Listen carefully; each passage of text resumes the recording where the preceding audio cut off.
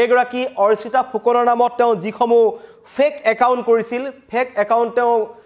create কৰিছিল আৰু তাত AI জেনাৰেটেড যিসমূহ ফটো ভিডিঅ' তেওঁ আপলোড কৰিছিল সেইবোৰৰ জৰিয়তে লাখ লাখ টকা উপাৰ্জন কৰিছিল এজন প্ৰতিম বৰাই উচ্চ শিক্ষিত যুৱক কিন্তু ঠেক মানসিকতাৰ অতি নিম্ন মানসিকতাৰ তলৰ মানসিকতাৰ এজন যুৱক যি প্ৰাক্তন প্ৰেমিকাক বিপদত পেলাবলৈ গৈ প্ৰতিশোধ ল'বলৈ গৈ এনে কিছুমান ভয়ংকৰ কাম কৰিলে যিবোৰ ডিব্ৰুগড় আৰক্ষীৰ জেৰাত পোহৰলৈ আহিছে AI কিমান ভয়ংকৰ হ'ব পাৰে AI যদি উচিত ব্যৱহাৰ নহয় AI যদি এই যি টেকনলজি আছে সেইসমূহ যদি একাংশ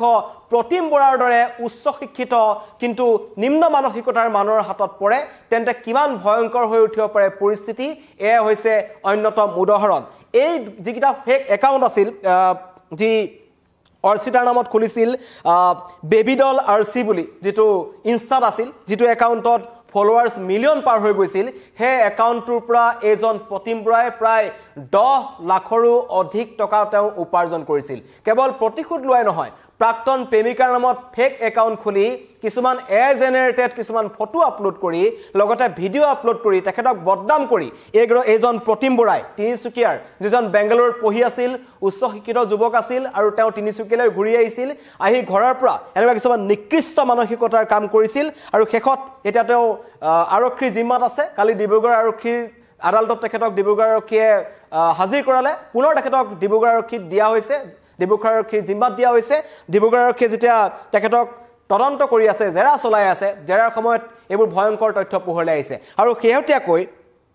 নীলা ছবি জগতৰ যি অভিনেত্ৰী কেন্দ্ৰা লাষ্টৰ সৈতে এগৰাকী অৰ্চিতা ফুকনৰ এখন ফটো সংলগ্ন কৰি যিখনক আমেৰিকাৰ নীলা ছবি জগতলৈ অসমৰ এগৰাকী যুৱতী গৈছে বুলি ভাইৰেল কৰি দিছিল এজন প্ৰতিম বৰাই তাৰ পিছত কিন্তু অভাৱনীয় হাৰত এইটো যি একাউণ্ট আছিল ফেক একাউণ্ট বেবিডল আৰচি এটোৰ কিন্তু ফলোৱাৰ্স বাঢ়িবলৈ ধৰিল আৰু তাত বিভিন্ন ধৰণৰ মন্তব্য আহিবলৈ ধৰিল যাৰ ফলত লাভান্বিত হৈছিল এজন প্ৰতিম বৰা তিনিচুকীয়াৰ যুৱক গেলাপুখুৰীত তেওঁৰ প্ৰকৃত ঘৰ আৰু লগতে বৰ্ডৰ লগত তেখেতলোকৰ এতিয়া ঘৰ আছে তাৰ পৰা তেখেতক নিজৰ ঘৰৰ পৰা আটক কৰা হৈছিল আটক কৰাৰ সময়ত তেখেতৰ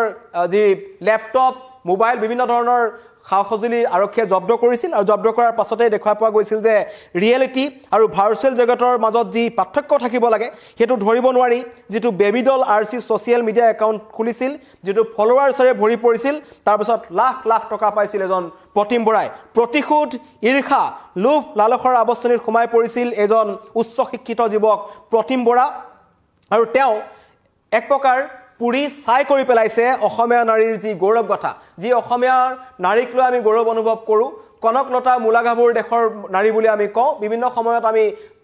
উদাহৰণ দিবলগীয়া লাখ লাখ অসমীয়া নাৰী আছে যিসমূহ নাৰীয়ে আমাৰ অসমীয়া সমাজ জীৱনৰ কাৰণে প্ৰতিটো দিশতে তেওঁলোকে বিভিন্ন ধৰণৰ কাম কৰি গৈছে যাৰ কাৰণে আমি সমগ্ৰ অসমীয়া জাতিয়ে তেওঁলোকৰ ওচৰত চিৰকৃতজ্ঞ কিন্তু সেইখন নাৰী সমাজকে এজন প্ৰতিম বৰাই পুৰি চাই কৰি পেলালে আৰু তেওঁ এনেকুৱা নহয় যে এজন অশিক্ষিত যুৱক এজন উচ্চ শিক্ষিত যুৱক মই কৈছোৱেই প্ৰতিশোধ ঈৰ্ষা লোভ আৰু লালসাৰ অৱস্থনিত সোমাই পৰিলে এজন প্ৰতিম বৰা যি এক নিকৃষ্ট জঘন্য ঘটনা সংঘটিত কৰিলে আৰু এতিয়া বিচ্ছেদক প্ৰবঞ্চনাৰ প্ৰতিৰূপ দি যি অৰ্চিতা ফুকনৰ প্ৰতিশোধ লোৱাৰ লক্ষ্যৰে এই প্ৰতিমে ফেক একাউণ্টসমূহ খুলিছিল আৰু তাৰ পাছত লাখ লাখ ধন তেওঁ যেতিয়া অহা দেখিলে সেই ধন দেখা পায়ও কিন্তু তেওঁ এই ফেক একাউণ্টটো কন্টিনিউ কৰিলে এনেকুৱা কিছুমান কথা থাকিব পাৰে 2014 চনতে তেখেতে ফেক একাউণ্ট খুলিছিল আৰু লাহে লাহে কিছুমান এই অৰ্চিতাই নজনাকৈ তেওঁ কিছুমান ফটো বা ভিডিঅ' তেওঁ আপলোড কৰি আছিল যেতিয়া তেওঁ দেখিলে যে তেওঁৰ আমদানি হৈছে সেই একাউণ্টসমূহৰ পৰা সেই লালসাক এইজন প্ৰতিমে পুনৰ সেই দলদলত ভৰি দিছিল আৰু লাহে তাত সোমাই গৈছিল আৰু তেওঁ লালসাৰ বশৱৰ্তী হৈছিল প্ৰতিম বৰা আৰু কাজেই অৰ্চিতা ফুকনৰ আইডি খলাই বেবিডল আৰচি কৰি ললে এজন প্ৰতিম বৰাই সকলো ডিব্ৰুগড় আৰক্ষীৰ জেৰাত ওলাইছে তাৰ পাছত কেন্দ্ৰ লাষ্টৰ সৈতে ফটো আপলোড কৰাৰ পাছতেই ফলোৱাৰ্স অভাৱনীয় ৰূপত বাঢ়িবলৈ ধৰিলে আৰু অৰ্চিতাৰ নামত AI জেনাৰেটেড ফটো যি কেন্দ্ৰ লাষ্টৰ সৈতে একেটা ফ্ৰেমত সজাই সোশ্যাল মিডিয়াত আপলোড কৰি দিছিল এজন প্ৰতিম বৰাই আৰু তাতেই ক্ষান্ত নাথাকিল ভাৰ্চুৱেল ঠগ প্ৰবঞ্চক এজন প্ৰতিম বৰা তেওঁ কি কৰিলে অৰ্চিতা ফুকনক আন্তঃৰাষ্ট্ৰীয় পৰ্যায়ৰ অশালীন ছবিৰ নীলা ছবিৰ নায়িকা বনাবলৈ গ'ল আৰু তুৰস্কৰ পতিতালত কাল কটোৱাৰ এক সাধু ৰচনা কৰিছিল এজন প্ৰতিম বৰাই ইমান ডাঙৰকৈ এটা কাহিনী তেওঁ কৰিছিল যে এইগৰাকী অৰ্চিতা ফুকন ডাইৰেক্ট আমেৰিকালৈ যোৱা নাই তাৰ আগতে তেওঁ তুৰস্কৰ পতিতালয়ত আছিল বুলি তেওঁ ভুৱা কিছুমান তথ্য দিছিল এটা ভুৱা সাধু ৰচনা কৰিছিল আনকি মাৰ্কিন যুক্তৰাষ্ট্ৰলৈ গৈ কেণ্ডেল আষ্টক লগ ধৰাৰ কল্প কাহিনীও প্ৰচাৰ কৰিছিল এজন প্ৰতিম বৰাই এটো কোনো সোশ্যাল মিডিয়াত কোনো মানে বিয়পাই দিয়া কথা নাছিল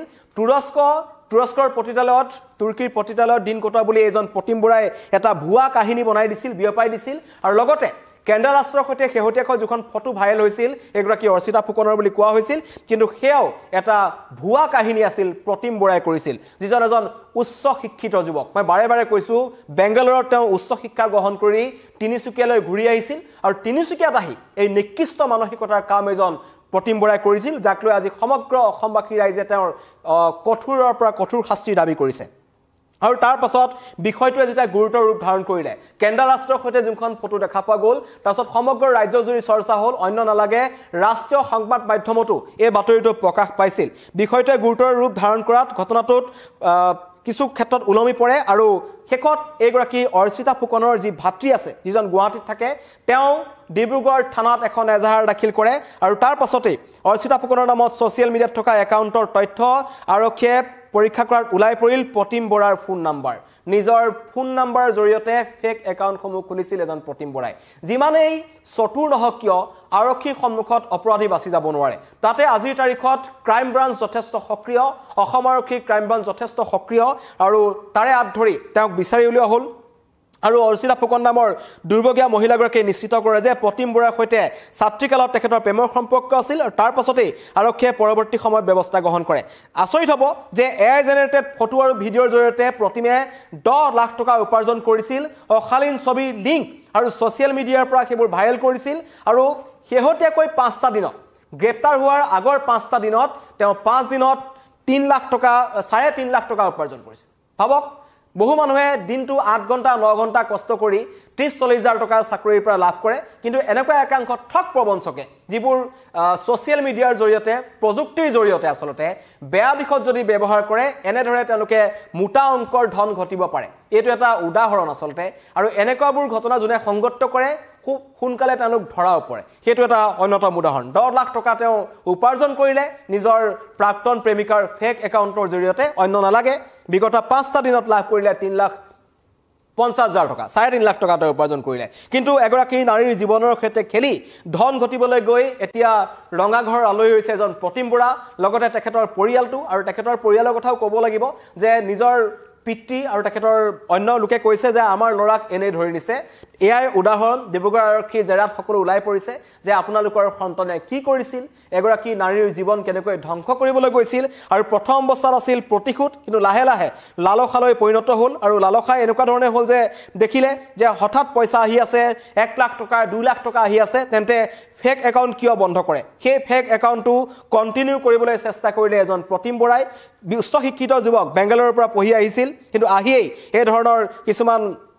ফেক একাউণ্টৰ জৰিয়তে নিজৰ প্ৰাক্তন পেয়সীক বদনাম কৰিবলৈ চেষ্টা কৰিছিল আৰু বদনাম কৰিবলৈ চেষ্টা কৰি থকাৰ সময়তে এই ধৰণেৰে বিগত 5টা দিনত 3 লাখ টকা আৰু মুঠতে 10 লাখৰো অধিক টকা এজন প্ৰতিম বৰাই এগৰাকী যুৱতীৰ ফেক একাউণ্টৰ জৰিয়তে উলিয়াই নিছিল ভয়ংকৰ তথ্য ডিব্ৰুগড় আৰক্ষীৰ তদন্তত পোহৰলৈ আহিছে আৰু ডিব্ৰুগড় আৰক্ষীয়ে ইতিমধ্যেই কৈছে এই সমগ্ৰ ঘটনাৰ লগত অন্য কোনোবা মানুহ জড়িত হৈ আছে নেকি তাৰো তদন্ত ডিব্ৰুগড় আৰক্ষীয়ে কৰি আছে তৃতীয় পক্ষ জড়িত হৈ আছে নেকি কেৱল প্ৰতিম বৰাই এই ঘটনা সংগত কৰিব পাৰেনে নে তাত কোনোবাই উচ্চতাই জুল খোৱা ব্যক্তিও আছে বা বেংগালুৰু বা অন্য ৰাজ্যৰ কোনোবা সাইবাৰ অপৰাধী চক্ৰ এই ঘটনাত জড়িত হৈ আছে বা অন্য যুৱতীৰ সৈতেও এজন প্ৰতিম বৰাই এনেকুৱা ধৰণৰ ঘটনা সংগত কৰিছিল নেকি তাৰো তদন্ত ডিব্ৰুগড় আৰক্ষীয়ে কৰি আছে কিন্তু এইটো এটা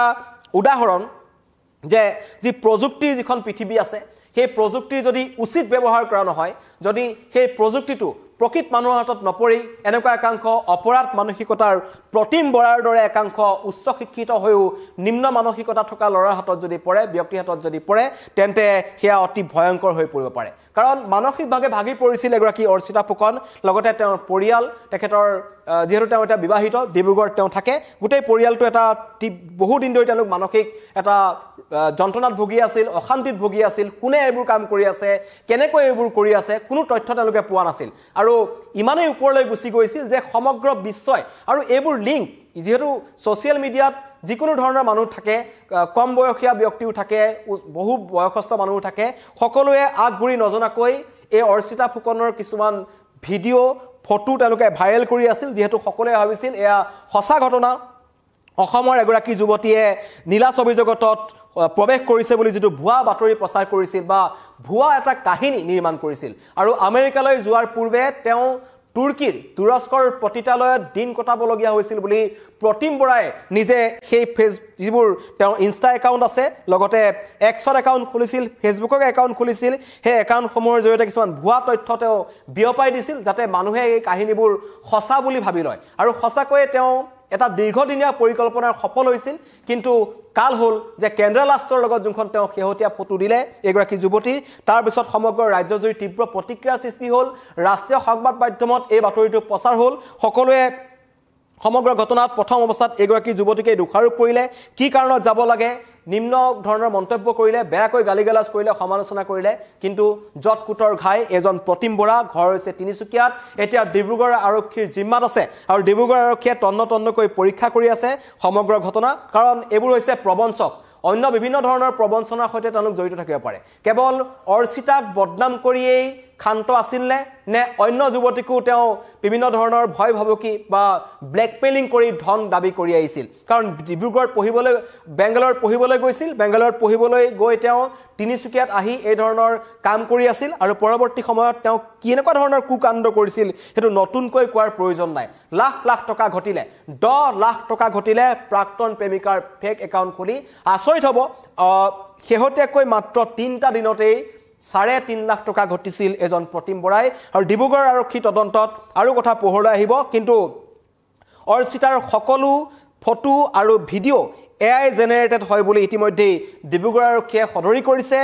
ক্ৰাইম ব্ৰাঞ্চে যি সাইবাৰ ক্ৰাইম ব্ৰাঞ্চ আছে তেওঁলোকে সদৰি কৰিছে যে কোনো সঁচা নহয় আৰু এগৰাকী মহিলাৰ সৈতে নীলা ছবি জগতৰ কোনো ধৰণৰ সম্পৰ্ক নাই কোনোদিন তেওঁ তুৰস্কলৈ যোৱা নাই কোনোদিন তেওঁ আমেৰিকালৈ যোৱা নাই সকলো ভুৱা কাহিনী বিয়পাই দিছিল প্ৰাক্তন প্ৰেমিক এজন প্ৰতিম বৰাই আৰু আচৰিত হ'ব এই যুৱতীগৰাকীৰ সৈতে কলেজত থকাৰ সময়তে তেওঁলোকৰ প্ৰেমৰ সম্পৰ্ক আছিল আৰু সেই প্ৰেমৰ সম্পৰ্কৰ প্ৰতিশোধ ল'বলৈ গৈ ইমানেই তেওঁ এটা তললৈ নামিল যে শেষত দেখিলে যে টকাও আহিছে লালসাত পৰিল আৰু শেষত টকাৰ লোভৰ কাৰণে এই ফেক একাউণ্ট কিটা তেওঁ চলাই গৈছিল বুলি ডিব্ৰুগড় আৰক্ষীৰ সন্মুখত তেওঁ জেৰাত কৈছে আৰু ডিব্ৰুগড় আৰক্ষী জেৰাত আৰু নতুন কথা পোহৰলৈ আহিব অন্য বাহিৰৰ লোক জড়িত আছে নেকি সেয়াও তদন্ত কৰি আছে 7 দিনৰ জিম্মাত দিয়া হৈছে 7 দিনৰ জিম্মাৰ অন্তত পুনৰ তেখেতক আদালতত হাজিৰ কৰা হ'ব আৰু আদালতত হাজিৰ কৰাৰ পাছত পুনৰ তেখেতক জিম্মাত বিচাৰিব ডিব্ৰুগড় আৰক্ষীয়ে তিনিচুকীয়াৰ ঘৰখনত পুনৰ অভিযান চলাব পাৰে ডিব্ৰুগড় আৰক্ষীয়ে প্ৰতিম বৰাক লৈ কাৰণ তিনিচুকীয়াৰ ঘৰখনৰ পৰাই এইসমূহ AI জেনেৰেটেড ভিডিঅ' আৰু ফটোসমূহ তেওঁ নিৰ্মাণ কৰিছিল তেওঁ বিয়পাই দিছিল আৰু তাত কোনবা অন্য লোক জড়িত আছে নেকি কাৰণ সেই ফেক একাউণ্টসমূহত এইজন যুৱকৰ নাম্বাৰ পাইছিল ডিব্ৰুগড় আৰক্ষীয়ে তাৰ পাছতেই সকলো জলজল পটপট হৈ পৰিছিল যে প্ৰতিশোধৰ কাৰণে এই ধৰণৰ কাম কৰিলে আৰু শেষত লালসাও দেখা পোৱা গৈছে এই সমগ্ৰ ঘটনাত প্ৰথমতে সমগ্ৰ ঘটনাত প্ৰতিশোধ আছিল কিন্তু এতিয়া টকা আহিছে 5 দিনত 3 লাখ টকা উপাৰ্জন কৰিছিল প্ৰতিমে আৰু সমগ্ৰ ফেচবুক একাউণ্টৰ পৰা শেহতীয়াকৈ 10 লাখ টকা যে তেওঁ ঘটিছিল সেই কথা ডিব্ৰুগড় আৰক্ষী তদন্তত পোহৰলৈ আহিছে আৰু অন্য যুৱতীকো তেওঁ ব্লেকমেইলিং কৰিছিল নেকি অন্য যুৱতীৰ ফটো তেওঁ AI জেনেৰেটেড কৰিছে নেকি যৌনগন্ধি ভিডিঅ' তেওঁ ভাইৰেল কৰিছে নেকি তাৰ তদন্ত ডিব্ৰুগড় আৰক্ষীয়ে কৰি আছে কিন্তু সাৱধান হওক সকলো AI এনেকুৱা ধৰণৰ এটা প্ৰযুক্তি নিমিষতে মানুহক বহু সহায় কৰিব পাৰে নিমিষতে মানুহক শেষ কৰি দিব পাৰে AI গতিকে প্ৰকৃত যদি ব্যৱহাৰ খোৱা মানুহৰ হাতত নপৰে সঠিক ব্যৱহাৰকাৰী হাতত যদি নপৰে তেন্তে ভয়ংকৰ পৰিণাম হ'ব পাৰে ধন্যবাদ